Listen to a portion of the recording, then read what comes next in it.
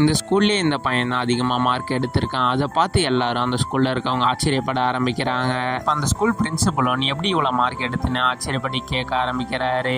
அதுக்கு அந்த பையன் நான் படித்து தான் பாஸ் ஆகணும்னு சொல்ல ஆரம்பிக்கிறேன். ஏன்னா இந்த ஸ்கூலில் எப்பயுமே இவன் எல்லாமே ஃபெயில் ஆகிட்டு தான் இருந்திருக்கான். இப்போ அவங்க கிளாஸ் நீ பார்த்து தானே எழுதி பாஸ் பண்ணிட்டு ஒத்துக்கணும்னு சொல்ல ஆரம்பிக்கிறாங்க. அதுக்கு அந்த பையன் நான் இந்த ஸ்கூலுக்கே நான் நிரூபிக்கிறேன்னு சொல்லி போயிடுறான்.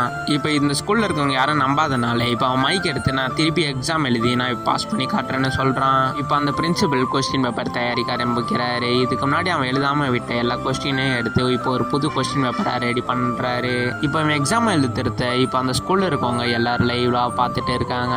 அந்த ஸ்கூல் டாப்பருக்கே ஒன்றுமே தெரியலை. இப்போ 1 மணி நேரம் டைம் கொடுத்தோம். இப்போ அவன் 15 நிமிஷத்தில் எல்லாத்தையும் முடிச்சிடுறான். இப்போ அந்த இருக்க எல்லா பசங்களும் ஷாக்காக அந்த பையனை பார்த்துட்டு இருக்காங்க. அதுக்கப்புறம் சந்தோஷப்பட்டு இப்போ எல்லா பசங்களும் கை தட்டி இப்போ உற்சாகமாக ஆரம்பிக்கிறாங்க. இப்போவும் அந்த பிரின்சிபல் இப்போ ஷாக்கில் தான் உட்காந்துட்டு இருக்காரு. எப்படி அவன் முடிச்சான்ட்டு. ஆக்சுவலாக இதுக்கு முன்னாடி என்ன நடந்திருக்கணும், இவன் ரோட்டில் கிராஸ் பண்ணக்குள்ள கார் ஆக்சிடென்ட் ஆகிடுது. இப்போ அந்த சயின்டிஸ்ட் அவருக்கு இருக்க மெமரி பவர் எடுத்து இந்த பையனுக்கு வச்சிடுறாங்க. அதனால தான் இவன் எக்ஸாம் எழுதி எல்லாத்தையும் பாஸ் பண்ணிடுறான். உங்களுக்கு பிடிச்ச சப்ஜெக்ட் என்னன்னு மறக்காம கமெண்ட் பண்ணுங்க.